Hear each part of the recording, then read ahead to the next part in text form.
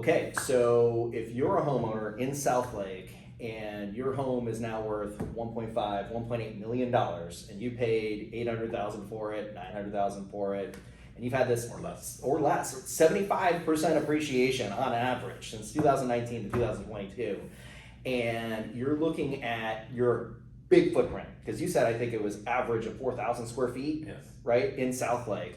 And let's say, okay, you're an empty nester, kids are off to college, and you're looking at, the gardener bills, you're looking at the pool, you're looking at your electricity bill. Oh, wow. I mean, which is spiked exponentially, right? So if you didn't lock it in last year or after Snowmageddon and all that, I mean, it's through the roof, right? So you have all of these bills that are stacking up, and you're also looking at, okay, in order to pay for the eggs and the gas and all these other things, you've had to now put some of that, what your normal cash flow is. Now you're having to use your credit cards to supplement that. You're reaching a point where it's extremely uncomfortable, right? So your home is your biggest investment, but it could also be your biggest drain on your finances. So what we want to talk about is, what are some of those things that you've experienced with your clients,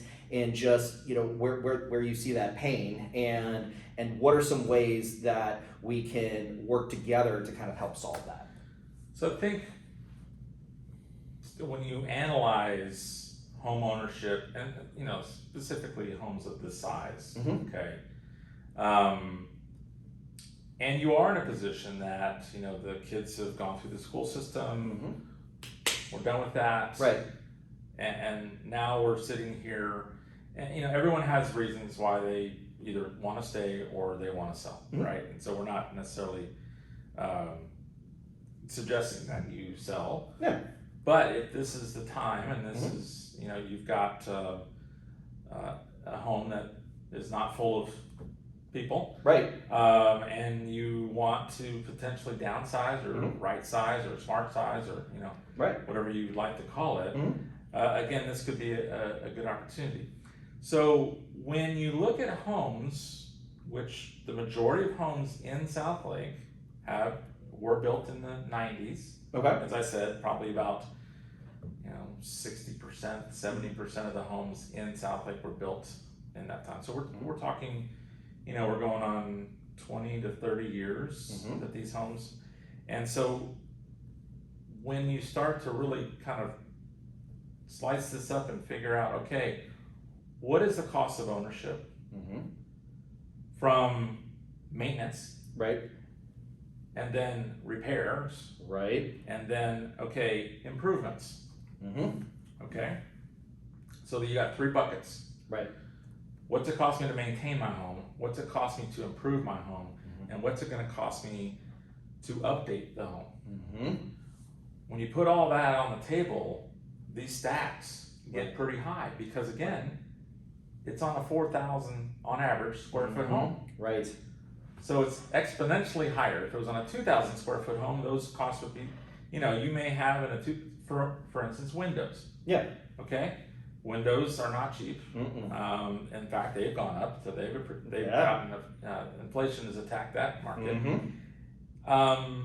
So for instance, in my home, I have roughly 35 windows. Mm-hmm. So to replace those windows, they're about $1,000 a piece. Wow. That's So $35,000. exactly. That's a chunk of change. 2 years ago, Uh-huh. $15,000. Oh, wow. Yes. Wow. Mm-hmm.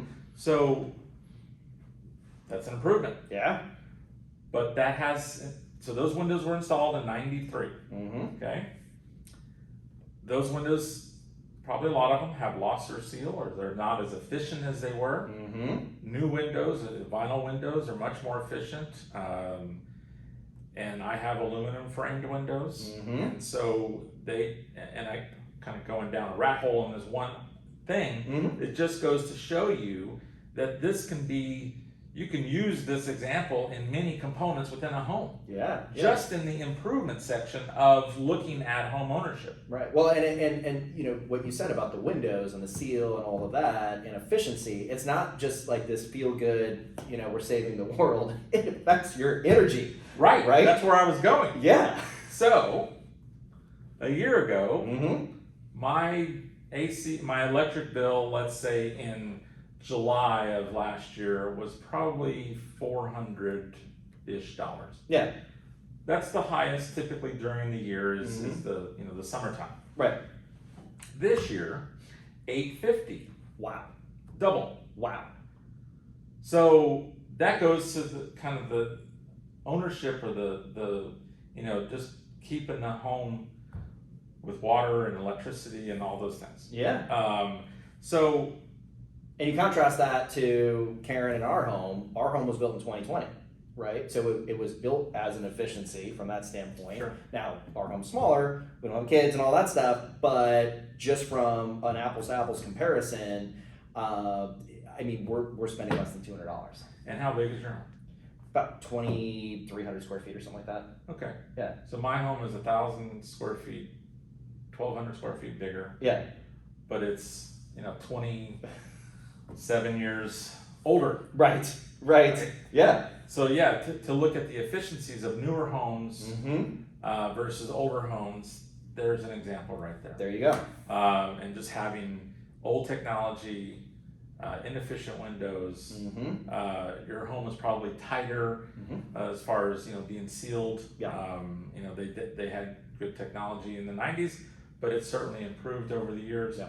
So that being a reason, right? Mhm. It's just these three buckets of improvements, maintenance, updating, Mm-hmm.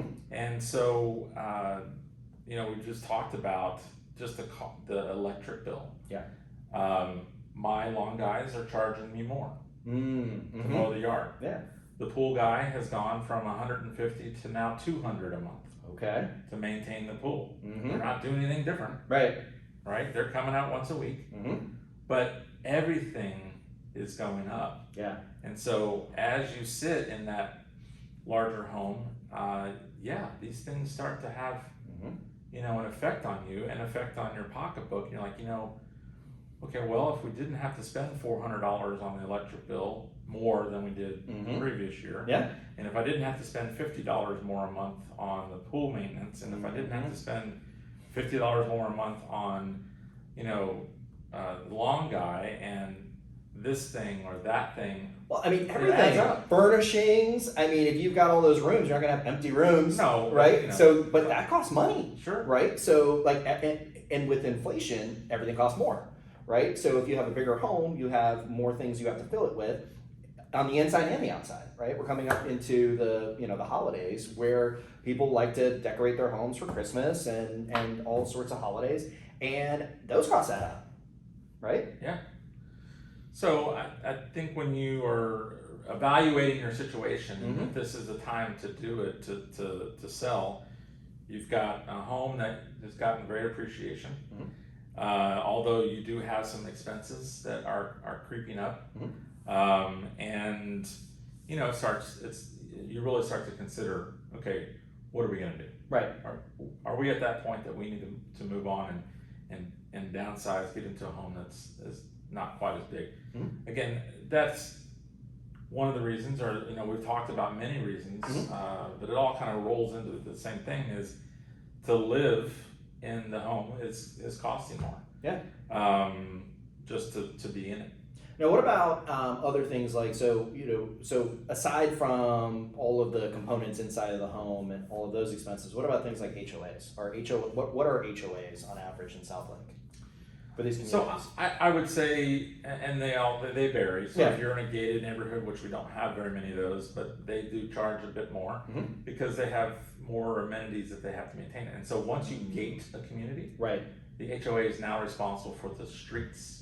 Oh, okay. So the city is, Mm-hmm. they're not responsible anymore. Right. They don't have to clean them. They don't have to repair them. Mm-hmm. So now you have to go hire outside contractors to do all that Okay. in that subdivision. So that does raise the cost. Mm-hmm. You've got gate maintenance. Everyone's always running into them and things Right. of that nature. Yeah. So But, so in those neighborhoods, they're gonna be a bit more. Mm-hmm. In the average subdivision in Southlake, I would imagine that it's probably around $1,000 a year. Okay, all right. It's not bad. No, that's pretty reasonable, actually. But it's gone up. So when Yeah. I moved in the neighborhood 20 years ago, Mm-hmm. it was $400. Okay. Yeah. It's now $1,100. Mm-hmm. Okay. Yeah. So there's now it's been an increasing year over year over year. Just, Right. You know, I don't know if it's 2%, but it's probably 5%. Sure. Every year, or every other year or whatever. Mhm. But so yeah, it's gone up. So there, you know, if we were in a position to sell, I think that would, this would be a great opportunity to do so. Mm-hmm. We're not in a position at the moment. Yeah. We still have, kids in school, Right. just like a lot of other people. So aside from the HOA, a big consideration would be property taxes, right? So right now, if you, I would say the downside to homeownership is as you have appreciation, you're also paying higher in property taxes because you have your annual assessments. And when you buy the house at $800,000, and then all of a sudden your home's worth $1.8 million, and the tax man comes by and says, "Okay, here's your assessment. You owe that," right? So that's a big number. And would you say that Southlake, as a town and specific communities within Southlake, are property taxes higher compared to other areas that you've seen in Dallas? This is a deep subject. It's Yeah. it's got a lot of components to it. So there's a lot of things that can determine what your tax rates are. Mm-hmm. Now, what I have seen over the last few years is that some cities, in fact Dallas announced lowering the city tax rate against your home value. Right. But here's the caveat. Mm-hmm. Your home in Dallas has appreciated. Yes. So the net effect is they're going to get more money. Mm-hmm. Thankfully, they're being nice about it and saying, "Hey, we don't need 5% or whatever we're charging you. Or, Right. We're going to go to 4.5%." And that's an example. I don't know what the rate is. I'm just using that as an example. Yeah. Southlake, the city council has done the same thing. Okay. They've lowered it. Okay. But again, a lower rate on a higher amount, and quite dramatic higher amount. Mm-hmm. Now, the state of Texas, if you've homesteaded your property, they have restricted the counties in increasing the amount that they tax you, or the appreciation rate year over year can be no greater than 10%. Okay. So that helps. That does help. So if you've had 75% increase, Yeah. you're not going to be faced with a 75% increase in your taxes. Right. Thank you. Yes. Yes. Yes. No. You don't allow your property taxes to go up 75%. That's very hard to budget for. So, more than likely, will it go up 10%? Sure. Yeah. Were they cheap to begin with? No. Right. So yeah, that is definitely something that when you have a higher property value, you're going to pay higher taxes. Right. Than maybe a city over, or a city to the north, or a city to the south of us. Yeah. Because the value of the home is kind of predicting what the taxes are going to be. Mm-hmm. So if you're an $800,000 home, or a $900,000, or $1.8 million, yeah, those taxes are going to be much higher than if you went and bought a home for $400,000 or $600,000 somewhere else. Right. Well, and it's the same thing with insurance as well, right? So if you have a larger, where you have to restore a home to its original value, if you have a fire and any catastrophe, it's going to cost more, right? And insurance costs are going up on average, right? That's just a natural progression.